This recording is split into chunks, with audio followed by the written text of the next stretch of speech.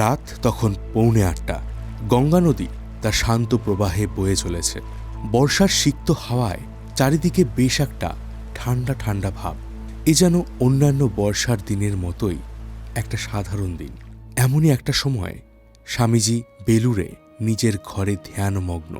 হঠাৎ তিনি ধ্যান ভঙ্গ করে তার শিষ্যদের ডাকেন এবং বৃষ্টি ভেজা দিনেও বলেন, আমার গরম লাগছে, জানালা খুলে দাও। এই কথা শেষ হতে না হতেই তিনি বিছানায় চিত হয়ে শুয়ে পড়েন। সময় এগিয়ে চলে। ঘড়ির কাঁটা ঢোকে 9টার ঘরে। স্বামীজি চিত অবস্থা থেকেই বাঁ দিকে ফেরেন। তার ডান হাতটা হঠাৎ কেমন যেন কেঁপে ওঠে। তার কপালে দেখা দেয় বিন্দু বিন্দু ঘাম। হঠাৎ তিনি ছোট্ট শিশুদের মতো কেঁদে ফেলেন। তার শরীরে একরকমের অস্বস্তি শুরু হয়। তিনি কেমন যেন অস্থির হয়ে ওঠেন। রাত 9:02 থেকে 9:10 মধ্যবর্তী সময়ে তিনি বেশ কয়েকবার গভীর দীর্ঘশ্বাস ছাড়েন। কিছুক্ষণ চুপ করে থাকেন, আবার দীর্ঘশ্বাস ফেলেন। এমন সময় হঠাৎই তার মাথা নড়ে ওঠে এবং পরক্ষণেই তার চোখ স্থির হয়ে যায়। কিন্তু তখনও তার মুখে লেগেছিল এক উজ্জ্বল হাসি। শিষ্যরা বুঝতে পারেন স্বামীজি সমাধিস্থ হয়েছেন।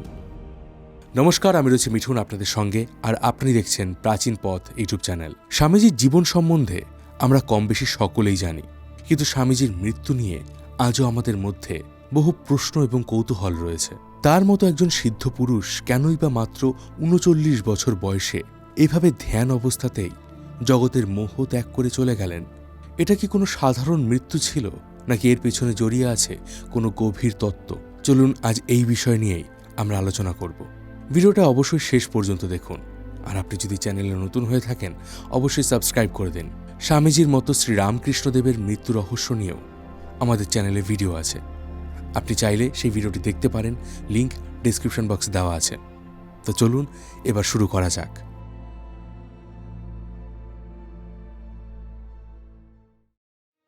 স্বামীজির আসল নাম নরেন্দ্রনাথ দত্ত। 1863 সালের 12 জানুয়ারি কলকাতার সিমলাতে তিনি জন্মগ্রহণ করেন। ছেলেবেলা থেকেই তার জ্ঞান ও বুদ্ধি সবকিছুই তার সমবয়সী অন্যান্যদের থেকে অনেকটাই বেশি ছিল। তিনি প্রশ্ন করতে ভালোবাসতেন।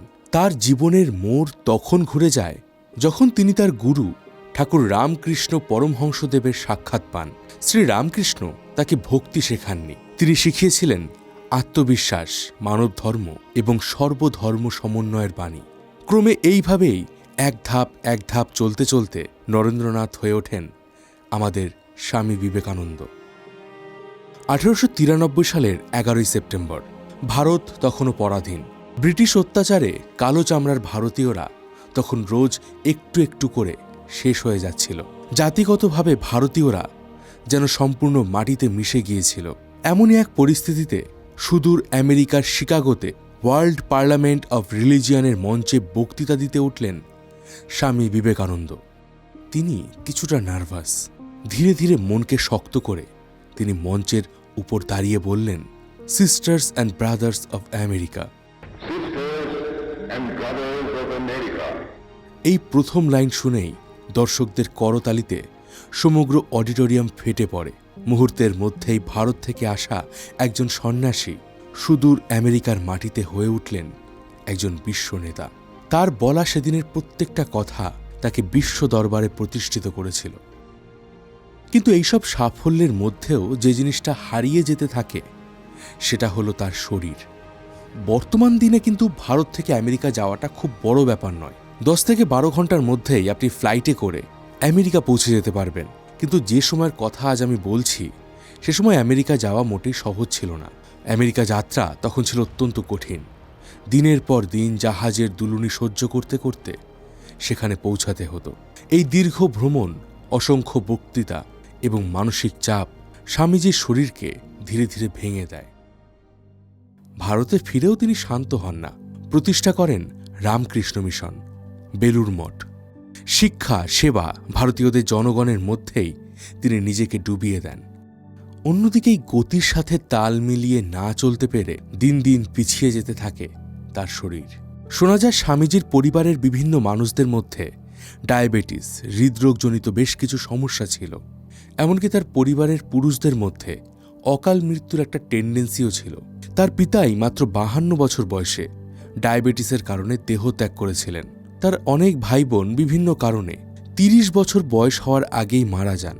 অর্থাৎ একটা জিনিস পরিষ্কারভাবে বোঝা যাচ্ছে, তা হলো একদিকে ছিল স্বামীজির অগোছালো জীবনযাত্রা, মানসিক এবং শারীরিক পরিশ্রম, আর অন্যদিকে জিনগত পাওয়া কিছু সমস্যা।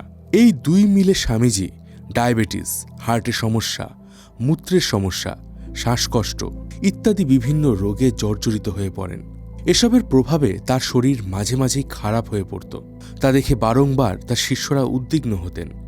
একদিন শিষ্যদের কথায় স্বামীজি বলেছিলেন, আমার যা কাজ ছিল আমি করে ফেলেছি। তার এই কথার মধ্যে লুকিয়েছিল এক দীর্ঘ ক্লান্তি। আর এরপর থেকে স্বামীজি ধীরে ধীরে নিজেকে গুটিয়ে নিতে শুরু করেন।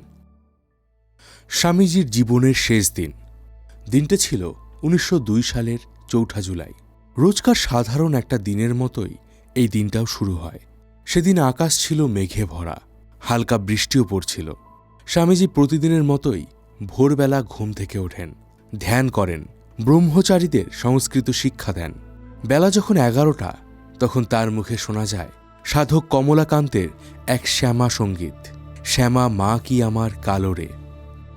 সেদিন মঠে ইলিশ মাছ রান্না হয়েছিল, বছরের প্রথম ইলিশ মাছ। স্বামীজি বেশ তৃপ্তি করেই খান, সাথে সেই মাছের দাম নিয়ে তার শিষ্যদের সাথে বেশ হাসি ঠাট্টাও করেন। সব মিলিয়ে তার মন এদিন বেশ খুশিই ছিল। তখনও কেউ বোঝেনি যে এই দিনটার শেষটা ঠিক কতটা মর্মান্তিক হতে পারে। দেখতে দেখতেই দুপুর আসে। স্বামীজি কিছু সময় বিশ্রাম নেন।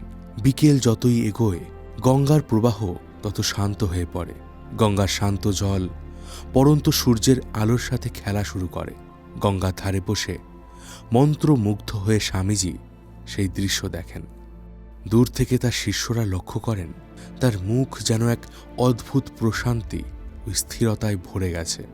বিকেল 5টা নাগাদ স্বামী প্রেমানন্দের সাথে বেলুর বাজার অবধি তিনি ঘুরে আসেন। বলেন, আমার শরীর আজ খুব ভালো আছে। কিন্তু তখনও কেউ জানত না তার জীবন দ্বীপের শিখা এবার সম্পূর্ণ নেভার পথে। ধীরে ধীরে সন্ধ্যা নামে, রাত করায়। স্বামীজির শরীরে অস্বস্তি শুরু হয়। ঘড়িতে 9:30 বাজার আগেই তিনি নিস্তেজ হয়ে পড়েন। আর ডাক্তার জানায় তার হৃদস্পন্দন বন্ধ হয়ে গেছে। কিন্তু তখনও তার মুখের সেই মধুর হাসি রয়ে গিয়েছিল। দেখে মনে হচ্ছিল তিনি যেন শুধুই ঘুমোচ্ছেন। স্বামীজি প্রায় বলতেন তিনি 40 পেরোনোর আগেই এই পৃথিবীর সাথে নিজের মায়ার বাঁধন ছিন্ন করবেন। আর হলোও তাই। 40 তাকে পেরোতে হলো না। ডাক্তারের মতে হয় হার্ট অ্যাটাক, আর নয়তো মস্তিষ্কের রক্তনালী ফেটে গিয়ে অর্থাৎ ব্রেইন হ্যামারেজের ফলে তার মৃত্যু হয়েছে। কিন্তু তার শিষ্যদের মত ছিল অন্য। তাদের মতে এ ছিল স্বামীজির মহাসমাধি, অর্থাৎ তিনি যখন চেয়েছিলেন তখনই তার জীবনাবসান হয়েছে। মারা যাওয়ার 2 দিন আগে স্বামীজি সিস্টার নিবেদিতাকে নিজের সামনে বসিয়ে পঞ্চব্যঞ্জন খাওয়ান এবং তারপর নিজে হাতে তার পা ধুইয়ে দেন। এমন আচরণে অবাক হয়েছিলেন নিবেদিতা। তিনি জানতে চেয়েছিলেন স্বামীজি কেন এমনটা করলেন। উত্তরে স্বামীজি মনে করিয়ে দিয়েছিলেন যিশুর কথা। তিনিও যে ঠিক এমনই করেছিলেন তার শিষ্যদের সঙ্গে। শুনে অবাক হয়ে নিবেদিতা বলেছিলেন, সে তো লাস্ট সাপারের সময়। উত্তরে সামান্য হেসে বিবেকানন্দ বলেছিলেন, সিলিগার। 2 দিন পরেই নিবেদিতা বুঝতে পেরেছিলেন স্বামীজির কথার ভেতরে লুকিয়ে থাকা সেই ইঙ্গিত। এবার প্রশ্ন আপনাদের কাছে, আপনাদের কি মনে হয় স্বামীজির এই মৃত্যু তার ক্লান্ত শরীরের স্বাভাবিক পরিণতি, নাকি এক সিদ্ধ যোগীর সচেতন প্রস্থান? হয়তো আমাদের অনেকের কাছেই এই প্রশ্নের উত্তর চিরকাল অজানাই থেকে যাবে। কিন্তু এটুকু বলা যায়, স্বামীজি সেদিন তার দেহের অবসান ঘটালেও তিনি উদ্বুদ্ধ করেছিলেন হাজার হাজার মানুষের চেতনাকে। আজ এত বছর পরেও সেই চেতনার আলোকে সমৃদ্ধ হয় অসংখ্য মানুষ। কেমন লাগলো আজকে আমাদের পর্ব? কমেন্ট সেকশনে অবশ্যই জানান। আর এই ধরনের আরও যদি ভিডিও আপনি দেখতে চান তাহলে সেটাও আমাদেরকে জানাবেন, এবং আপনি নিজেও বেশ কিছু টপিক আমাদের সাজেস্ট করতে পারেন। ভিডিওটা ভালো লাগলে অবশ্যই একটা করে লাইক করে দিন, বন্ধুদের সঙ্গে শেয়ার করে দিন। দেখা হবে পরের ভিডিওতে। ততদিন ভালো থাকবেন, সুস্থ থাকবেন। আর আমি ছিলাম মিঠুন আপনার সঙ্গে।